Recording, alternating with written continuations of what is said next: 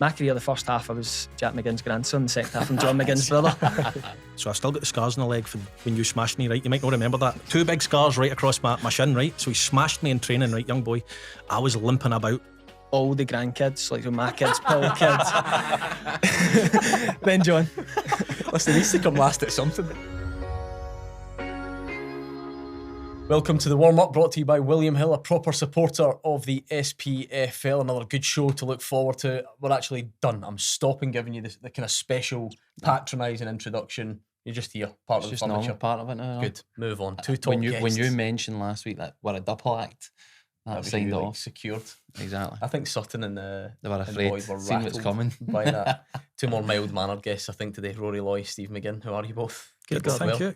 Good to be here. We've got a new sort of feature, don't even think you can call it that, where we just establish how you all know each other, because there's always connections. There's always well, I'll start because Rory, I'm going to bum Rory up a bit. Right. At Kilmarnock, I was in a few years and then Rory came in full time. I then moved to Rangers, and at that time Rory was the next big thing.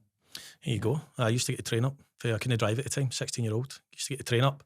The only train that got me in was at like 7 a.m, so I used to be, thought I was far too early. Came in, he was sweeping the away dressing room. I remember that. Well, you were that type. You were a young boy like that would normally take the excuse of I can't get in, so they get the later train and just turn up when training comes. Like, I turned up 2 hours early. You were good at it. Aye. But I remember it, you were sweeping the changing room and you were talking me through being a full-time pro and all the rest of it. I remember you said to me, sticks with me, you need to be in the reserve team by the time you're 17 or you've no chance. So high standards. I did manage to get in it by the time I was 17. Skipped the reserve team, went to Rangers.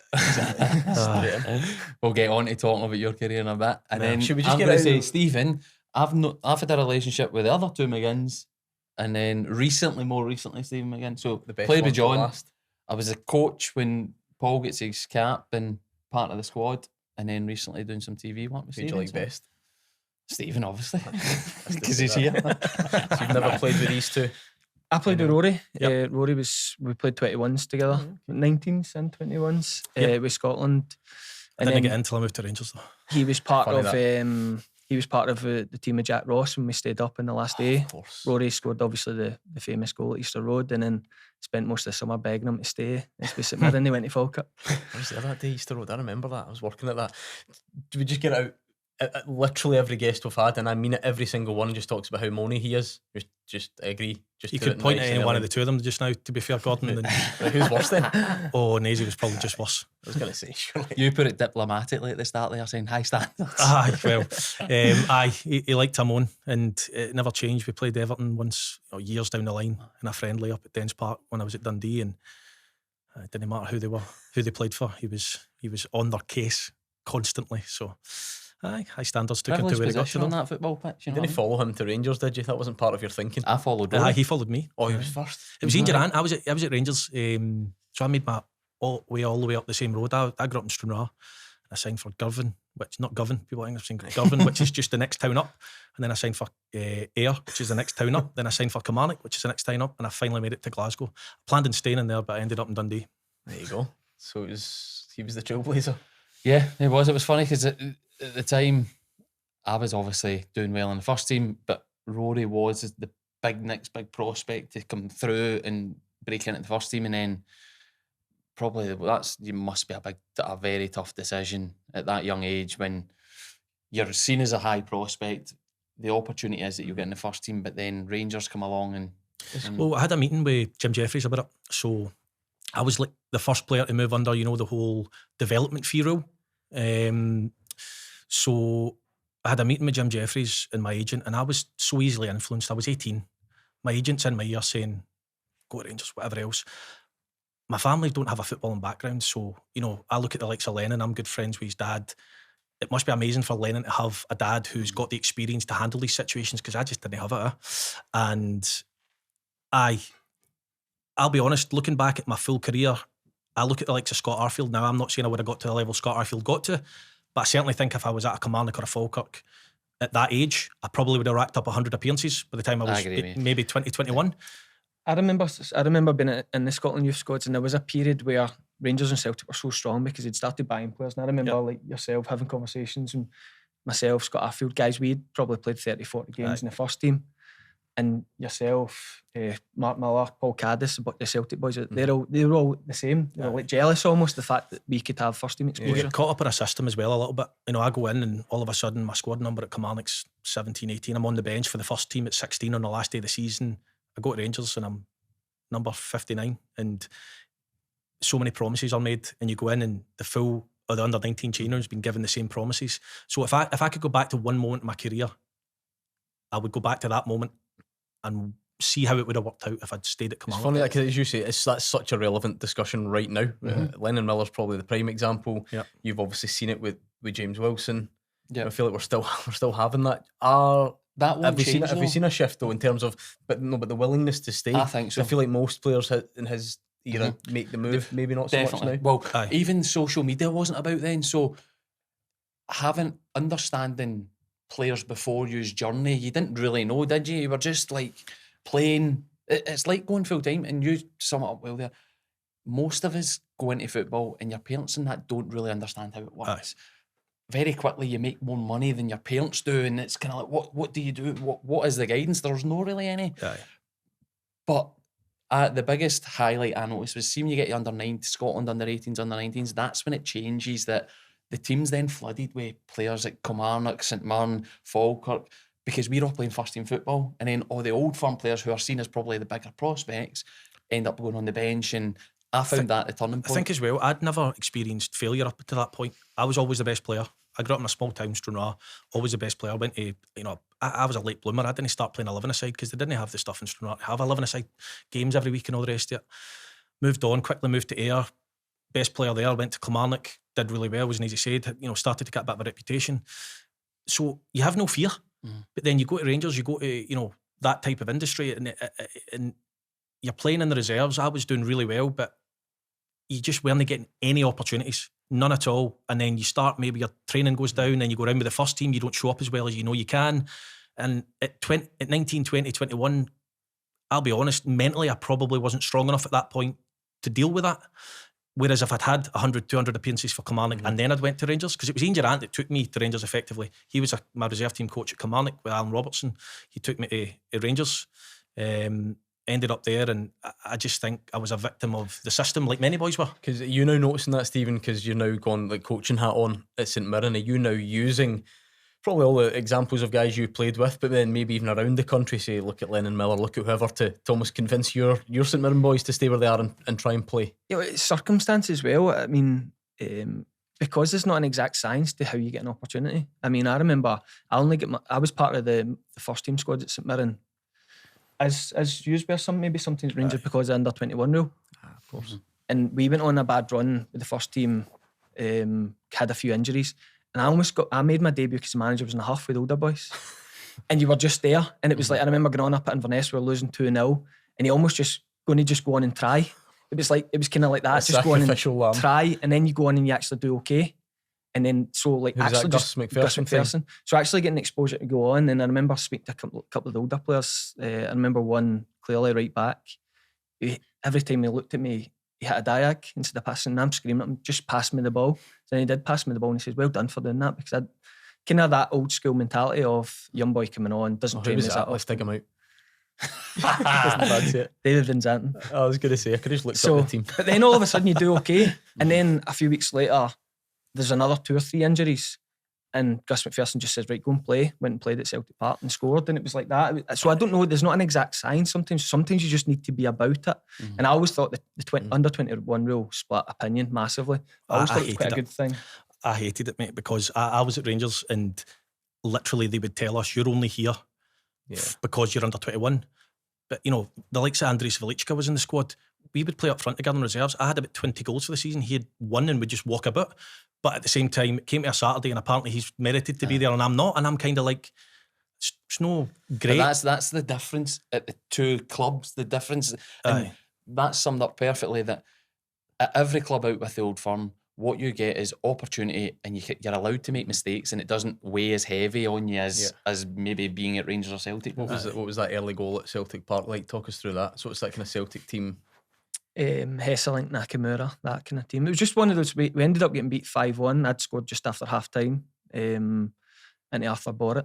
But it was one of those. I remember getting the night before, like Gus McPherson had told me, and just kind of similar information, just go out and be aggressive. And at the time, it was like you left your mark on a Friday in training because you'd smash the older boys. And the older boys liked it because you would smash them and you were energetic, and it was just that. And just kind of, you go and score a goal, you maybe not score every week. Your family devastated when you scored? Or? Well, the thing is, my career, it's funny, my career, as soon as if you watch the goal back, pan straight to my granddad, who was in the director's box at Celtic. So my career, the first half, I was Jack McGinn's grandson, the second half, I'm John McGinn's brother.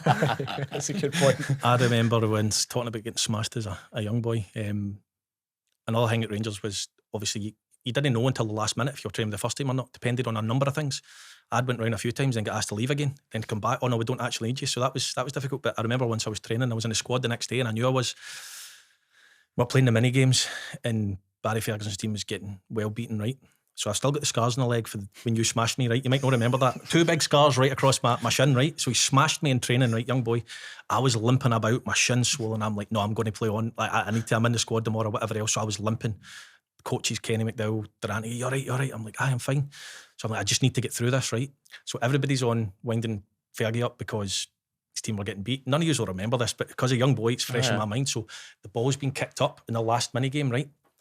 And I'm like, it's coming straight to me here, right? So it came straight to me, right? And Fergie's pressed me as hard as he could, right? And I've taken a terrible touch, but it's just went right through his legs. And the fool of the place just went, "Oi!" And he just volleyed me.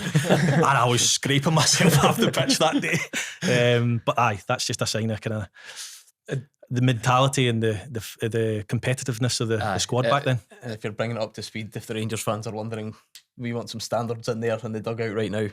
Pick some young boys up doing the training pitch. I can testify to but that. even you saying that as a youth player coming through, when I first went to Rangers, I had that same kind of feeling of panic, dread sometimes. Oh no, what's because of the stature of the best players within the team. Yeah, it's a tough environment. It is, aye. Definitely. Right, let's take a look. It's a bit of a lower league special this week because obviously it's the international break. So let's take a look at the divisions down the SPFL, give them a bit of attention and see what's happening. I'm looking across the desk. I'm feeling a bit of Falkirk bias over there, to be honest. I don't know how we get away with that, but you look at the points gap, 8 points at the moment. Not that many games to go, 7 games to go. Only one winner. Yeah, well, I mean, it doesn't really take Falkirk by a set. Clear with 7 to go. You know, over the course of 29 games, lost 4 games. It's a big 4 days. I think the league can be won in the next 4 days. Obviously, Airdrie at home, go to Livingston on Tuesday. If you probably come out of 4 out of 6. I know the manager won't thank me for saying it, but the league's done, in my opinion. Huge 4 days, but they've been outstanding. I think even now, it's getting to the point that BBC covered the game a few weeks ago and it was away to Airdrie. It was the strength of the bench. He almost made changes and it was like the strength of the first 11 and the bench. He's built a real squad, a real proper squad, and that's why they're 8 points clear at this stage. I mean, obviously we love a bit of controversy. Somebody to say, no, Livy will win it from here or Ayr will win it. Is that gap too big for anyone to make a claim? I would suggest so. I think if you look at Falkirk and you look at their fixtures, they go to Livingston and Ayr before the end of the season. They could afford to lose both of those, and as long as they take care of Airdrie, Morton, Accies and Wraith at home, they're out of sight. So worst case scenario, they do lose those 2 games against Livingston there. They're going to pick up enough points, in my opinion, at home to these teams to win the league. I thought it was the weekend just gone was huge for that whole fact of the fixtures didn't look great for Falkirk compared to the other 2 at the top. Yeah. But the weekend just there has turned it on its head. They're in full control. And I actually, 2-3 weeks ago, were thinking, I think Livy will have enough nous and understanding of how to get over the line. So it was a big week there, but I agree it's going to be a bigger 4 days. How much were the foundations in place last season when you were there, Stephen? Because I've got almost a fear that I think it was going to get forgotten. Falkirk fans won't, but just in the wider conversation of just what it's like to get back-to-back promotion is an unbelievable achievement. And I think people maybe hear Falkirk in the Championship. They're still a big club for that size, and maybe forget just how big an achievement it would be to do it back-to-back. Yeah, I'm a big believer in momentum. I mean, spoke about the summer I was trying to get Rory to stay when we went on to win the Championship with St Mirren. I felt at the end of that, as long as we stayed up that season in the Championship, we would go and win the league. And it felt a bit like that at the start of the season. I know the first day of the season, there was a couple, I thought Airdrie would be in and about it as well, because they had a really impressive League Cup. But I just couldn't see, unless Falkirk got injuries, how anyone could stop the momentum. I think the big turning point for Falkirk was the calmness at the end of John McGlynn's first season.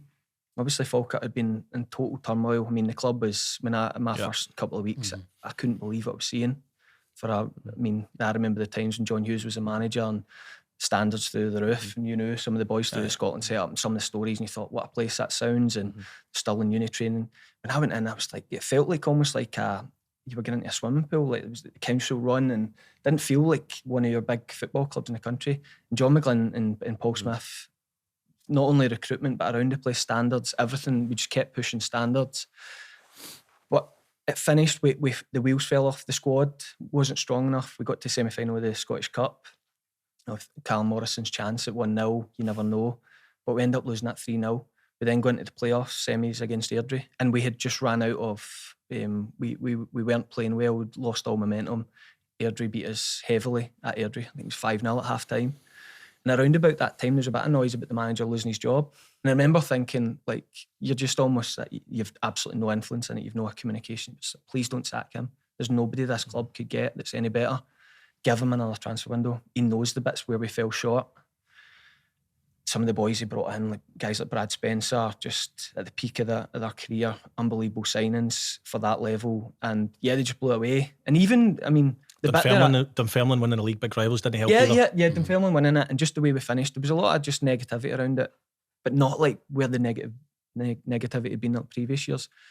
But like going into last season, I remember a spell, even in an invincible season, the hardest bit's getting over the line. And that was during the meetings, it was like the calmness we drew at home to Annan. There was a couple of games we drew, and there's just that boys' first title. And I think that's now where it'll stand them in good stead here.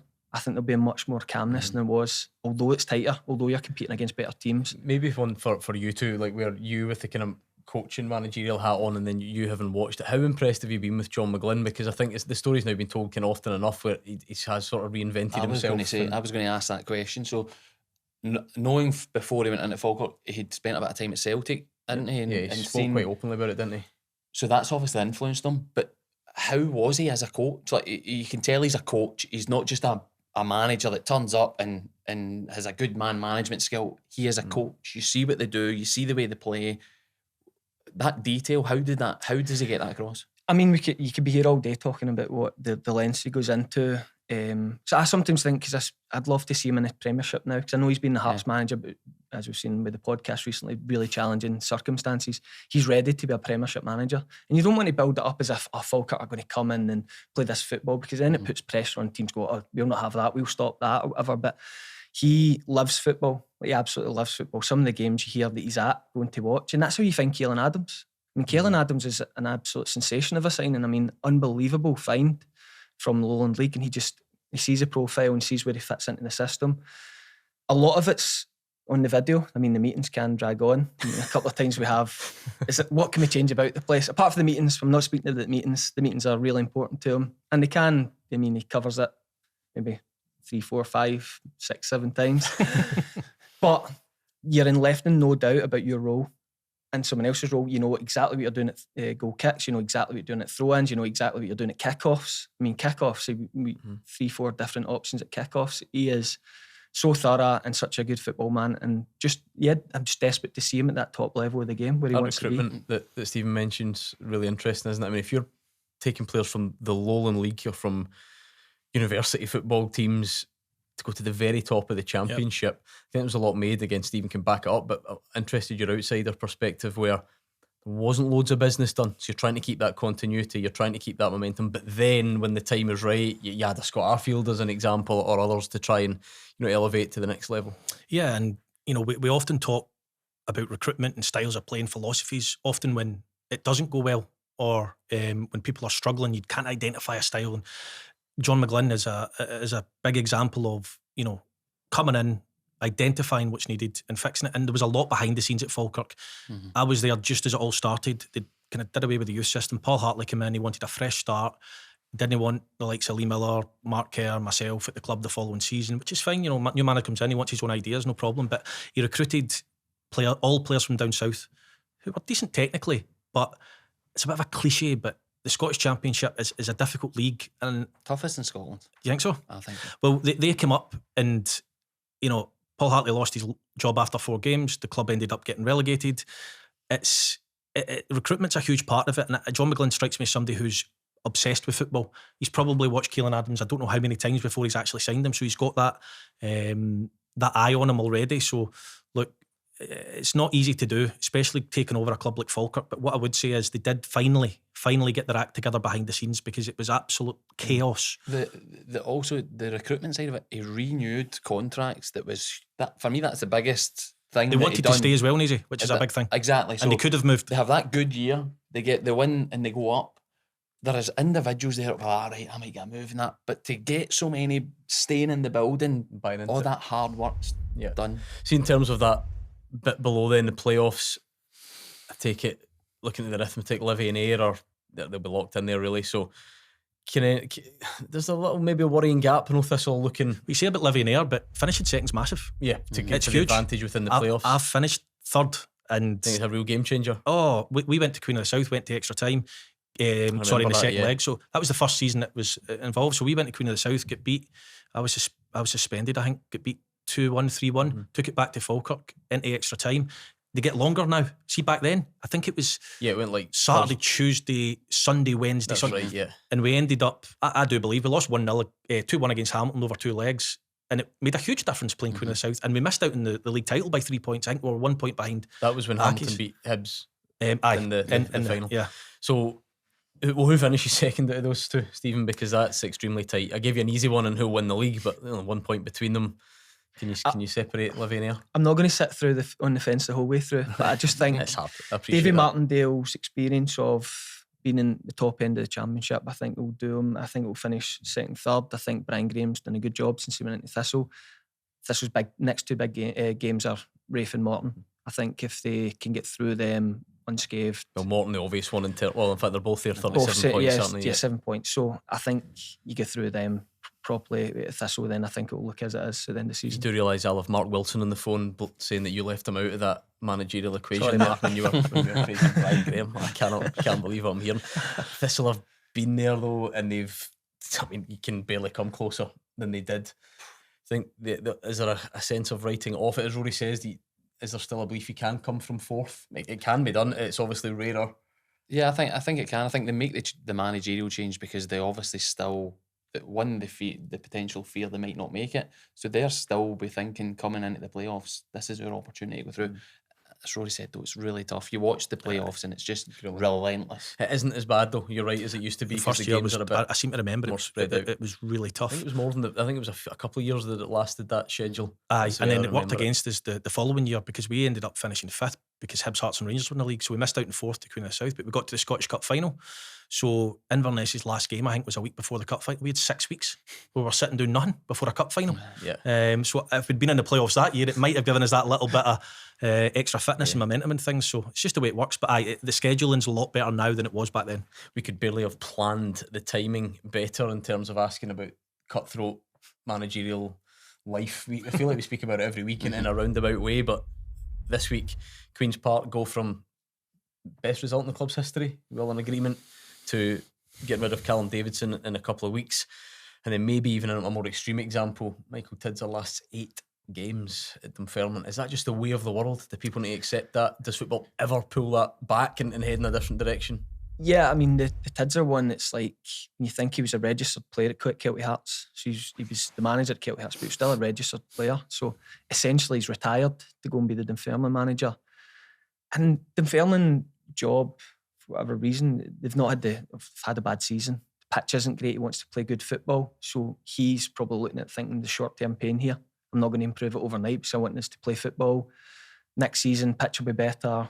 We'll get the recruitment right, and all of a sudden, 8 games later, you've lost your job. And that's a bit that maybe puts young coaches off. You're thinking, to put you off?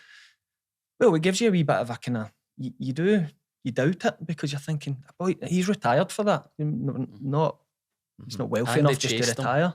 And they chased him for a long time. Yeah. Well, there's compensation involved because he's still a registered player. Yeah. So it's a bit more difficult to get him out. So all of a sudden he's retired, and then it's like, where'd you go now? Because I genuinely believe whoever went in at Dunfermline, you want to go in and really give it a shake up, play better football. You need to get into the summer. You need to really freshen up. and have a pitch worth playing on. That's a fascinating bit. Sorry, what you were saying. What's next? Because if you look at Dunfermline, right, they've appointed Michael Tidser, who's a young up-and-coming manager. If they go down the same route again, which I don't think they will, given their position's really precarious, do they go down the route of let's get an old head in to keep us in the league? Because I can just about guarantee you, depending on who it is, by November time they'll be complaining about the style of play if they're still in the Championship. And it's getting out of that vicious circle. You look at the team that's wedged in between Queen's Park and Dunfermline and Hamilton, there's probably plenty of times where they could have sacked John Rankin. So it'll be interesting to see if, given the length of time, he can recruit again in the summer, if he's still the manager and come back, because that's a good example of sticking with your manager through really difficult times. See, you're mad, he's sensible, he's just enjoys the media lifestyle. Don't get dragged into that coaching, carry on with all that. I coach my boys under 9 team, and that's mental enough. You're not getting sacked for that anytime soon. Well, you get some very demanding parents, Gordon, let's just say. I can imagine. Yeah. The WhatsApp group chat going off. Let's talk individuals. Player of the Year conversation. Who's in it? Falkirk loaded. Brad Spencer. I actually can't decide between two. We were speaking off it. Brad Spencer, for me, he's my favourite player in the division. Obviously, I'm a bit biased. I love watching him. Oh, brilliant. I love watching him play football. I think he's a key player. For the most part, called Donaldson since a real injury hit season. He's been the captain for them. He stepped up a lot of times. I think he is the heartbeat of the team. I don't think they're as good if he doesn't play. I can't really decide because I need to give a special nod to Liam Henderson. Liam Henderson probably played most of the season midfield last year with defensive injuries to Cole Donaldson. He was in next to young Luke Graham from Dundee. I thought he was outstanding. I think his performance levels. And I was quite critical of him when I've played midfield and he was a centre half. I wasn't sure if he made maybe too many mistakes, but he's really matured. I think he's in an excellent season. Even recently stepped into midfield again. But it's probably the goals. I know it's 6 goals, but they've often been really important. Even at the weekend in such a big performance, you hear the goal come in. It's Liam Henderson. So I can't decide between them two. Are you on those two, or have you got a different name? It's a difficult one because you do get attracted to the team that's at the top of the league and the guys that score the goals. Brad Spencer certainly right up there in my opinion. I think Ryan McGowan at Livingston, he's played every game. They get the best defensive record in the league after coming off a really shaky season at the back last year. I think he's been very consistent and has been a good part of what Livingston have done this year. But it's not really glamorous to give it to a centre-back that doesn't score any goals. But George Oakley as well and Brian Graham have done well. But if pushed, Brad Spencer. Yeah, I was going to say, I've just got visions that Brian Graham will still be scoring goals for Thistle and he's like 52. He'll probably be the chairman, CEO and groundsman by that point as well. But, you almost then take that for granted, forgetting that it becomes harder to keep doing it. So, now I know it's not been a brilliant time collectively, but for him individually, George Oakley, having to step in and provide the goals for It's the hardest part of the game, as I say. I knew you the two would say defenders that. and midfielders, only specific players can do it. So, but no, Brian Graham's an example. As you say, it's as if you just expect it to happen. And he's probably somebody as he's got older. I think he's got his intelligence level of how to play it and be in the right place has got better, along with his quality finishing. But for him as well, he's got to be thinking he might just retire to become manager if he does what well age, enough. Naisy, do you think that how many bad games you need to have to get the legs have gone? Like, do you know what I mean? See that statement? I see things and whatever else, Brian Graham's whatever age, Alan Troughton will get onto him. As soon as it's one game without a goal or one poor game, the legs have got, as if at 22 you don't have any bad games. Do you know what I mean? It's the same as a centre half. As soon as they get done, he's gone, he can't gone. move. But then you have a couple of good ones. Did you get ones that as you got older? At what age did it I start? just turned into a midfielder and I could go back to the pitch and no turn less of the running. But there is wee moments I found as you get older that you do probably start to question it yourself. Do you know what I mean? And as you're young, you have that wave of confidence and negative and positive. At the end of your career, you have the same type of feeling, I felt. Right, let's take a look at League One. It was extremely tight for a while. It's maybe settled down in bits. Again, it's a decent advantage, isn't it, for Arbroath to be 5 points ahead, 29 games gone. Clearly not as comfortable as Falkirk, but can anyone catch Arbroath? I think the game between Cove and Stenhousemuir at the weekend will have a huge influence on where the title goes. I do think Cove will maybe come out on top, being the home team. They've got 30 goals between 3 players, Megginson in there as well, Marshall. I think I think I've got a sneaky suspicion Paul Hartley's been there and done it. He's got promotion in League 2 and League 1 under his belt from the Championship. We've probably got the most experience there as well, with the guys I've already mentioned, plus a manager that's won the league. And I just think if they can beat Stenhousemuir, Arbroath still need to play them. I'm going to tip Cove just to nick it and be a little bit controversial. I like it. He's got to come back on, Stephen. Arbroath for me.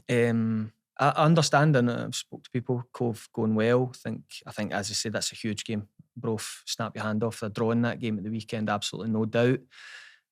But obviously, I've taken a keen interest in Arbroath. A good friend of mine joined Arbroath last summer, Brian Flynn, and kept an eye on them. And I think January was key for them. Being able to get someone of the calibre of Sam Stanton to that level. Aaron Muirhead as well, experience of being there at the business end. Not just because they've got the 5-point gap, I genuinely believe they've got the best team. And I think they've got the quality to, over the next 7 games, to get the job done. See, just talking about more this league and promotion, you've just named a few players that have dropped down at this level. What is the gap like, Championship to League 1? Big. Yeah? Yeah, it's big, yeah. I mean, for the most part, fitness is a huge part. I found with Falkirk playing in League 1, it was really competitive. Obviously, the players know the leagues. Only ever played there for Falkirk. So for the most part, teams would set up to stop you. As soon as you get that first goal, the full picture changed. Whether it was mentality or physicality, the game just got easier.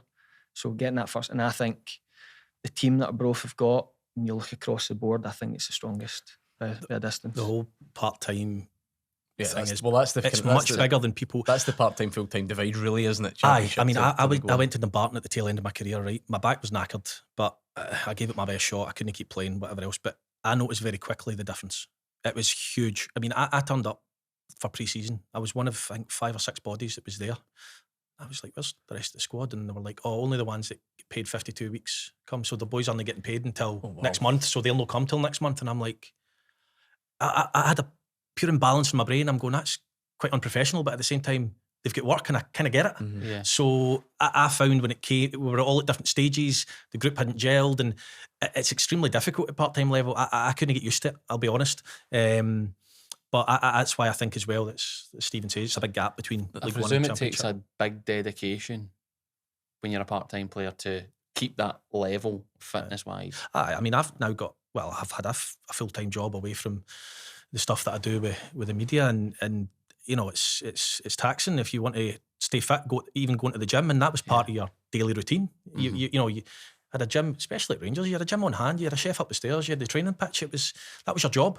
But when you're working long hours during the week, and then being asked to, some of the boys for Edinburgh, driving through to Govan to train, to then play on a Saturday, it's difficult. See, that was the difference between, I played obviously full-time, part-time when I was young, and you play against some of these teams, and physically they wouldn't really look the part. I actually think across the board, part-time players look after themselves physically. It's more of the mental tiredness, really, where players have maybe worked a full week and you got that first goal and you were the big team, and the heads dropped more than maybe they would for first team. That's just my opinion. I don't know if it's the exact science behind it, but the physical fitness of the players was much better than maybe 10 years ago. That hunt for the playoffs is going to be interesting, because that's where it really is kind of stacked up. Because even if you go down to Kelty in 6th, they're only 4 points off the playoffs now. I know they've not been in brilliant league form, and Charlie Mulgrew will be hoping to go and kickstart something, but that's going to be, I'm not sure I'll even ask you to pick who makes it in there, because that's extremely tight, isn't it? Well, just fresh off of that, there's real pressure on Queen of South as a full-time team. Yeah. You would, I mean, that would be the absolute bare minimum start of the league when you think of only 2 or 3 full-time teams in the league. Queen of South would absolutely be expected to finish minimum 4th. I know they've really struggled in the last couple of years down in League 1, but I would say there's a real onus in them. They have to be in the playoffs over the next 7 games. Yeah, I'd go with that. Peter Murphy, my old teammate's the manager down there. He's extremely professional. He's the tightest fine guy I've ever played with in my life. It's ridiculous, honestly. You know how you get the fine guy in the changing room that finds everybody? I mean, he took it to extremes. He was next level. So I know how intense he can be, but he did extremely well at Annan. Really well, over a number of years. And it's that pathway of managers trying to work their way up the leagues. You can't have a bad season because you wouldn't be in a job. So he did very well at Annan. He's at Queen of the South, but Stephen's right. The pressure's there as a full-time team. So I reckon they might just get in it. But as you say, Gordon, that's a tough one to predict. Yeah, I think unfortunately the bottom of that division is almost defined by what can happen off the pitch. You know, clearly Inverness have dragged themselves out of the playoff spot, but then bad news, by the looks of things, really bad news on the kind of future of the club front, which is way more important than where you are in a league table. So you just wonder how that impacts things on the pitch in the next couple of weeks. And then, of course, Dumbarton, you mentioned that your former club, I think, are staring at the unwanted tag of the first team in Britain to be relegated potentially within the next week or so. Yeah, I mean, Inverness have done incredibly well. First of all, Scott Kelleher's went in there and done an unbelievable job playing a really good brand of football and basically putting together the scraps he was left with. And I don't mean the players, disrespectful to players, just, you know, that's a difficult situation to go into, and he seems to have got a tune at the players. Look, as for Dumbarton, the main focus is off the pitch. Can they get one of these investors in to stop them or get them out of liquidation for the start of next year? They go down to League Two, they reset, get yourself in a better position, you know, get out of administration even, and just try and rebuild, because they're, you know, 150 years Dumbarton and McGinn, they're kind of synonymous with Scottish football, I would say. Very, very good. So, I think for Inverness, so the picture's looking even more bleak, Stephen, in terms of existentially. So, again, just must be extremely difficult for everybody involved. Yeah, really worrying. And you think as well, because ultimately whatever happens on a Saturday is your focus. There'll be a lot of players, there'll be some lone players in there that don't have to worry about that stuff. They're coming in, and Scott Kelleher's got them fighting for a real spirit, real togetherness. That is the only bit you're worried about. It's like, once you get to that business end and maybe off field, are they letting you down as someone? Is it not going well? Where am I going to be next year? Whereas Annan, maybe when there's 2 points of difference, Annan know who the manager's going to be next year. They know there's contracts to be dished out. Is that extra motivation going to be there for them? I think that can play a part. It definitely can. It's one of those situations, especially it's the roller coaster of this might happen, and then when you have the blow of it looking less likely, definitely as players will start looking elsewhere. What's going to happen, where we're going, because it's your livelihood, it's your life, and everybody's at different. This is another part that people don't see. Everybody's at different stages of their life, so you do not know what they've got in the background. Let's talk in more positive terms, in the sense of players that have caught the eye. I think what's always struck me about League One, and we kind of alluded to some of the themes, is how it's a real mix. Maybe young players who, so you know, Fraser Taylor from where St Mirren link is doing great things. Spoke about guys like Mitch Megginson who are just tried and tested, kind of always at that level.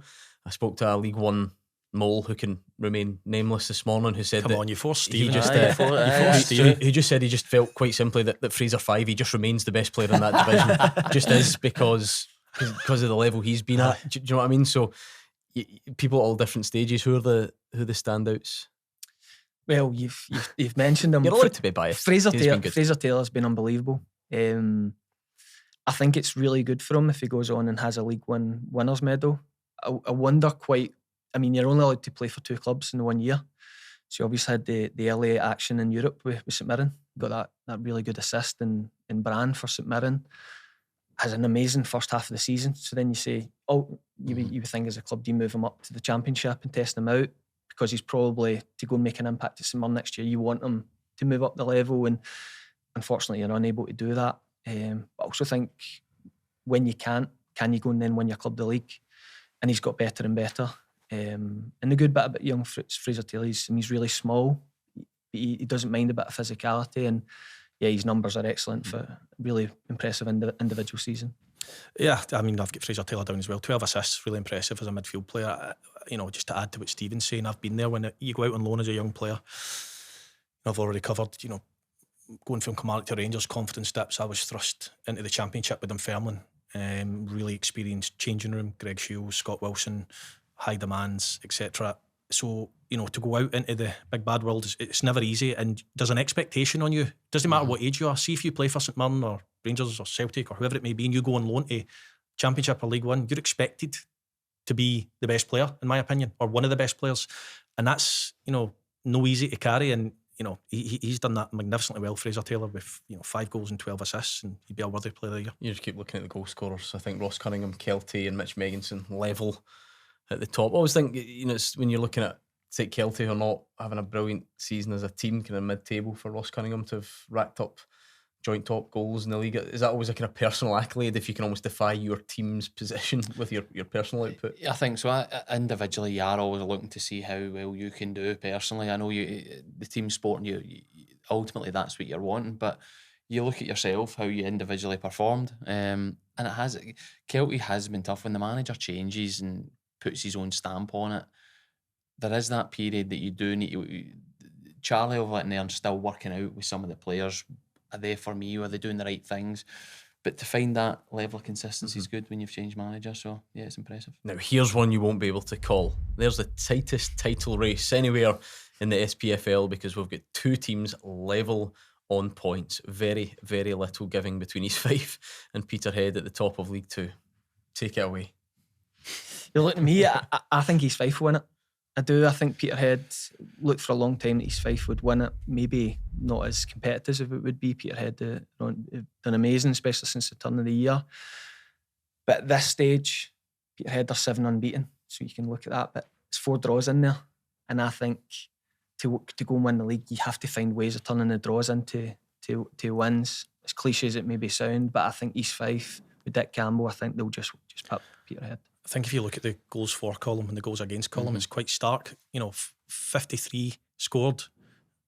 For East Fife, Peterhead have scored 42, and they've got a better defensive record, East Fife. So it just shows the games can be won in different ways. But I agree with Stephen, solely based on the amount of goals they scored. They're comfortably the highest scorers in the league. They've got the best defence in the league.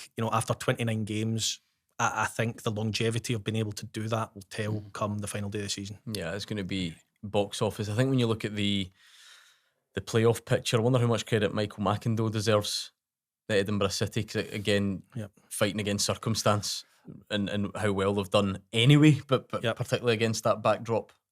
Yeah, absolutely. And being a manager is not easy. Managing a group of people, whether it's in football or any other line of business, I've done it away from football. It's difficult.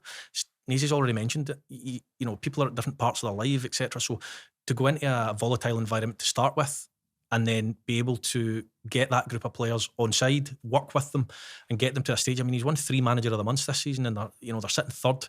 Don't get me wrong, they're not guaranteed the playoffs just yet, but the run of form that they're on is quite incredible, and he deserves a lot of credit, because that's not an easy thing to do.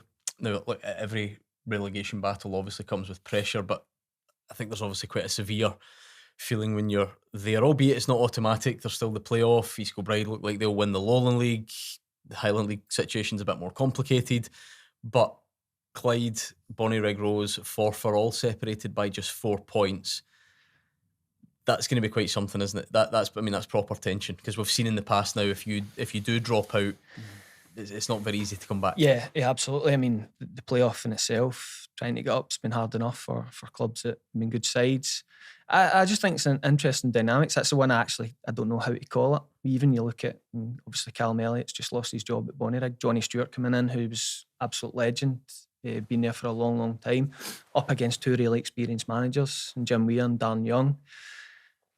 And you would always kind of give the nod to the ones, the experienced guys that have been there, done that. But when you're down the bottom of the league, that freshness, that kind of club legend coming back, as you've seen at the top end of your game recently, that can give you such an impetus to go on in a cause. I actually can't call it. I think it'll be really tight. I mean, Darren Young's won that league not too far away in the past. Obviously, it's a very different challenge. You're the same as Stephen. You look at who's in charge. I'm asking a lot of you to even try and predict which. Well, I would put a different spin on it. Forfar were 10 points behind at one point.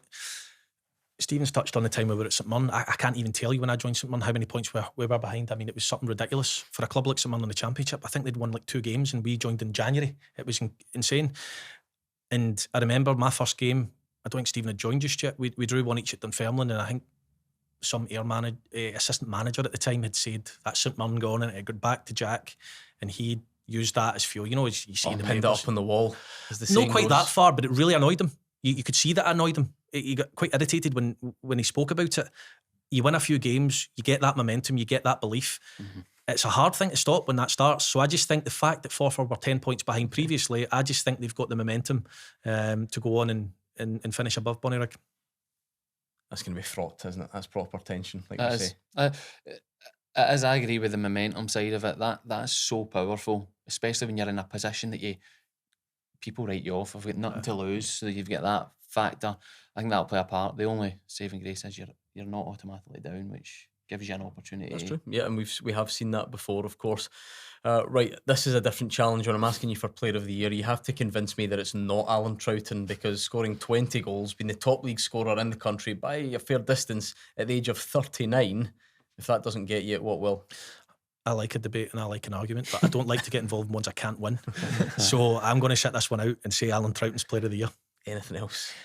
No, I mean, the numbers unbelievable. It's that. I mean, it's that Rory speaks of, and I spoke to loads of people being part-time. It's still having the buzz for it, and that is a pure love for the game. To be part-time, 39, and to have one of your best ever individual seasons. I actually feel sorry for the person that's brought into this conversation, because he's so far in the distance. Yeah, I mean, Connor Young at Edinburgh City's done well. I just think, again, to bring the age, I mean, what's the age check in here? Is he older than? He's older than me. All of Older you? than me, yeah. And I played against with him when we were in the Championship, when he was at Alloa, and his intelligence was a massive part of it. He was brilliant for that Alloa team. He's obviously carrying it on this season. Oh, we've just given it out then. Not even worth. Yeah, absolutely. Voting. Fair enough, it's decided. Well done in advance to Alan Troughton. Honourable mentions elsewhere. Right, that pretty much brings us to an end of our look at the lower leagues. Plenty to look forward to in the coming weeks. Top, middle and bottom of the tables. The warm-up brought to you by William Hill, proper supporter of Scottish football. It's time to put these two on the spot with the Rondo. Let's see who you've got. You take us away. You've got Rory Loy to put on the spot. Questions, give us your answer, however you see fit. Most intimidating player when you were at Rangers, when you're that young player and you talked about getting, whether it be training with the first team or in and around it, who was the one that you were like, Barry Ferguson. I mean, you just went round as a young boy, and that's maybe where, looking back now, I was like, maybe I didn't quite have that mental strength. I mean, you didn't want to be in his team as a young boy. Aye. Remember, I gave the ball away once and he looked at the... But that's the ultimate winner part. I say this all the time. Like, whether it be a stupid game in a warm-up to 5-a-sides, didn't matter who you were, he had to win. I gave the ball away once, and he didn't even look at me. He looked at Kenny McDowell and went, "See, serious?" And he made you feel. But again, you've got to be able to rise to that and come back for that, whereas it's quite difficult. I would hate that. That's why you guys are of a different mentality. It's a mental toughness that builds in you. It's tough. I'd want to go and have an hour-long conversation about that. That's no good. Worst initiation that you've either been involved in or you've seen? Initiation? Oh, just personally, because I felt it the most. We went, I'd signed for Carlisle, so I was used to playing reserve football. So one of the first fixtures that I was involved in was Southampton away. They were in League One at the time. Ricky Lambert, Adam Lallana, Oxlade Chamberlain. So I was meant to be on the bench. He'd named the team the day before. I just signed. So we get to breakfast, and there's this player, Francois Oko. So he started every week. So I'm like, don't see Francois, whatever else. Oh, change to the team, Rory. Francois up the road. He's no well. He's had to get the train or whatever else. Don't want him in the squad. So you're up on, by the way, it's your initiation. So all the staff in the hotel were there, right? And by the way, it's that far from Carlisle to Southampton that we did runs in the car park the night before to get the tiredness out of legs, right? Because we didn't have time to stop. So we've got there, and I'm stood in this chair singing Robbie Williams' Angels, thinking about the fact I'm now starting at St Mary's in a few hours. And all the staff for the hotel were there, the boys were there, and my head was just gone. And it was a disaster. So it must have taken the nerves away from starting the game, though, because that would be worse. Well, possibly. It's one of those, though, with football. Like you do get in the first game, whatever else, big stadium and that, but as soon as you cross the white line, you're fine. But it's that build up to it. But the singing wasn't nice. So I've got a couple of things on the singing. The younger boys, when nowadays actually look forward to it, and they revel in it, right? So were you at that point, or were you still panic mode? I was okay with it, but at Dunfermline we used to do runs every Friday, and if you lost the runs, you'd been between two cones, a red cone and an orange cone, and you've got to jump in the middle, and they'll shout a colour. If you're last continuously and you finish last, you need to sing. There's a boy I played with, Jamie Moe. He lost all the time, and he said, if you didn't sing, Jim McIntyre will find you 50 quid. He just paid the 50 quid all the time. He says, I can't do it. My mind will not let me do it. I've never sang one. No? Never ever done it. For different reasons, I didn't make it. And then at Norwich, you had to get fined. Not in the Premier League if you didn't sing. So you managed to dodge it up until that point? All the way through, aye. And, how though? Because they're quite persistent. Aye, well... Dunfermline, it was unacceptable. It was unacceptable. Are we talking... I mean, we don't need to divulge private details, but if you're Norwich, the English Premier League, is that a serious fine? Aye. and I was happy to pay it. And I'm normally switched on money wise, but that was when I was happy. Seriously? I actually don't even like being in the room. It's so awkward and so uncomfortable, man. It is. It's horrible. It's Best, not best nice. and worst you've seen? I've got 2 horrendous experiences from doing it. One, I was a young boy at St Mirren. It was like for your Christmas do, like you would get your money. And I remember like singing Lionel Richie, Dancing on the Ceiling, right? You're actually like, I'm not a good singer and stuff like that, but the first team players then just start picking up socks and just start lobbing them and stuff like that. And the other one was I'd signed for Watford at the start of the week in January, and that weekend we were playing Blackpool away. And like, I didn't even think I was that nervous. I was like, these guys don't know who I am. It was boys from John Harley to Tom Cleverley across the board. I'm like, I didn't even know who I am. I don't even know what a St Mirren is. And I remember like them just start tapping from nowhere, like they're tapping the glass. Horrible. And then it's like, it was Malky Mackay's the manager. It's like, right, Stephen, up you get. And I hadn't even prepared anything, so I sang 500 miles and see the cringe. I'm like, I just stereotyped myself. It's horrible. It is horrendous. It's the worst ever. And I've played with boys that are uber confident people and go and, you know, the football doesn't faze them, none at all. Asked to sing, nah, can't Any sing. outrageously good ones? See, when I was captain at St Mirren, I set the fine so low to an amount that was quite good for the kitty, but boys would actually pay for, because I hated watching people struggle. But you could still, I can't remember if it's like 50 quid or something. So boys, there's a 50 there. You paid? I'm sure you paid. What? Did you? Were they singing at St Mirren? Someone, I can't remember. No, Gavin Riley maybe. It's Just horrible. came and just handed me. It was just don't no even ask. discussion. It's disgusting. Very quickly, It's- any that are amazing that need a mention? Humphreys at Hearts. That He was online. incredible. He Yeah, was He was brilliant. brilliant. Aye. Not sing like I- Lewis I Capaldi or remember. something. At Norwich, we were on pre-season and Todd Cantwell was just on the fringes. He's quite shy, isn't he? Very well. You should have seen his. You would have thought it was his concert, and he's on a table and he's pulling his top away. It's madness. We had one, Mike Edwards, who signed for Notts County, and we were at Slaley Hall doing pre-season, Newcastle, really nice hotel, whatever else. He bared the resemblance to Borat, and he'd went full scale, like Mankini. so he had his trackie on, and then slowly but surely took it off, did his hair up and all that. Kazakhstan national anthem, blared it out, full Mankini by the end of it. The full place was Amazing. up, buzzing. Outrageous. When it's good, but Aye. there's so many bads. Lunch with Michael Stewart or a night out with Tomo? Night out with Tomo. Like it. This whoever put this one down needs to be looked at. This is the worst question we've ever had. I'm embarrassed saying it. Say your name 5 times as quick as you can. Because people say it's a tongue twister. I So I think hope so. my mum doesn't watch this, because she gets quite upset about it. Sorry, Mrs. Lloyd. Sorry. Do you want me to do it? Absolutely.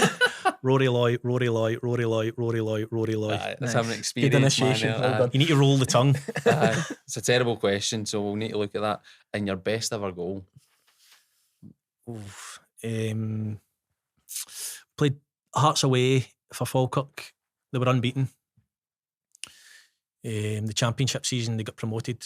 I think they beat Rangers to the league that year. They were sensational. They had Osman Sow up top, Sam Nicholson, and a right good team, and Danny Wilson at the back and things. So we went there. We'd get gubbed 4-0 early in the season at Tynecastle, so it was the same fixture again, 8 months later or whatever else. And we went 1-0 down after 40 seconds. So we got back into it, and we got to 1 each before half time. We were playing really well.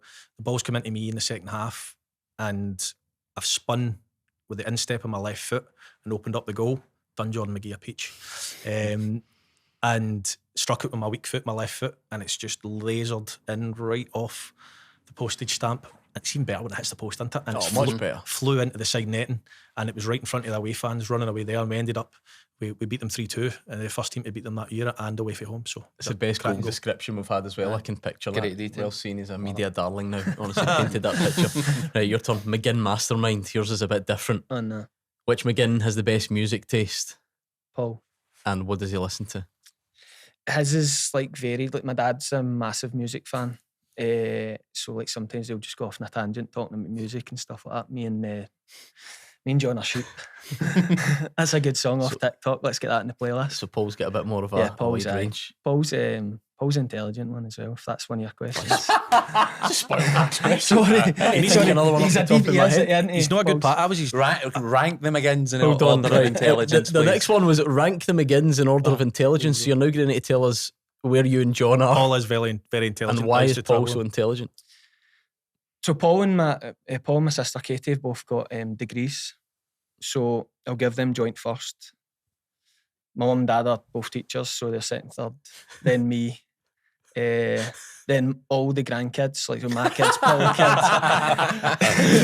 Then John. Listen, he needs to come last at something. What's Paul's degree in? Finance. Nice. Wow, that's impressive. So he worked for him and my sister both worked. So Paul's journey was different. So he played for Queen's Park and then went on to the St Mirren, but then Dumbarton. So he was part-time there. right, yeah. So he worked, him and Katie worked together at Morgan Stanley. Brilliant. Town. There we go. Do you know what? He doesn't realise he's pretty much killed one of the other questions Sorry. as well. Sorry. Who's the biggest mummy's boy? John. Yeah, I would say John. Yeah. Always been or now in light of his Champions League fame? So yeah, like I always thought Paul was a favourite and stuff like that. But like once John started like going like massive time in that, Shameless. yeah, That's absolutely shameless. yeah. Right, so the question was, which McGinn would have the most obscure job if not a footballer? So maybe it's not Paul on that, maybe. So we get into trouble, right, because we do these sort of things, right, and I know it's like not popular because it's a football show and people want to talk about football, right. My sister's working in London at the minute and she's out with a job. It's like contracted down there, so some of the job offers she gets are like so different, so varied, like ice cream companies and stuff like that. She's recently got an inquiry from Lego, so we're all thinking like Legoland. So does that count? I mean, you talk about the three boys, probably Paul. No sure what his path leads to, so probably Paul. Brilliant. I think that's us. I'm happy with that. He answered all 5 questions in one, so he really kept me in my toes there. We just about one more. Who's the McGinn with the worst habit and what is it? That's a good question. Oh, I'll take it just 'cause off the cuff. Probably nosiness. I can't actually I can't let people at my sight without kind of questions and everything. Right. And yeah, I Yeah, think that's me. My wife slaughters me like if we're out like wherever like Silverburn or anywhere. She says like my head's just always on the swivel, just like me, just seeing who I can see, and I do it to Noira. Not for him asking for it. No. And I'll start off the day now I know it. And I'll go, how many people do you think we'll see that we know? And I'm looking for a defined number. And then Do you see do if we that can match anywhere it. though when you're on holiday anywhere? Oh, absolutely. That'll know me, that's what he says. Yeah, exactly. on the topic, I'll also give a nod to John because you only have a specific time of the day or week where you're actually allowed to ask those types of questions. So I like asking questions. So say, how's Rashford looking? How's Asensio looking? If he initiates a conversation about Aston Villa, you're then allowed to unload and he wants to talk, but only in the specific his mind's Seriously? ready for it. Yeah. So if you just ask it out the blue, you Yeah. get what, ignored or subject changed? Yeah. Treats me like a journalist. Why are you yeah. asking like that? No, in fact, not even a journalist because he's good to them. Nice to them. He's rude to me. That's interesting. So he's shown off when it's in the media and he's harsh to his brothers. Aye, that performance he put on the other day, yeah, that's, He was that's not what I waxing get. lyrical at his press conference. Yeah, that's wasn't not what I he was get, showing no. off. I thought his stories about this, stories about that, wee jokes here. Honestly, Aye. it's keeping in with the Hibs fans. I noticed. Mhm. Maybe dig at James Wilson being a jambo. Yeah, 3 missed goals for me. Slaughtered Charlie Adam, obviously, as everybody saw. Right, good. I think that pretty much brings us to a close. Thanks as always to Stephen Naismith for joining me, and 2 top guests again, Stephen McGinn, Rory Loy. Make sure there are plenty of comments agreeing or disagreeing with the guys on who the player of the year options are, who's going to go up, who's going to go down, and all the rest of it. This was The Warm Up, brought to you by William Hill, a proper supporter of the SPFL, and we'll see you next time.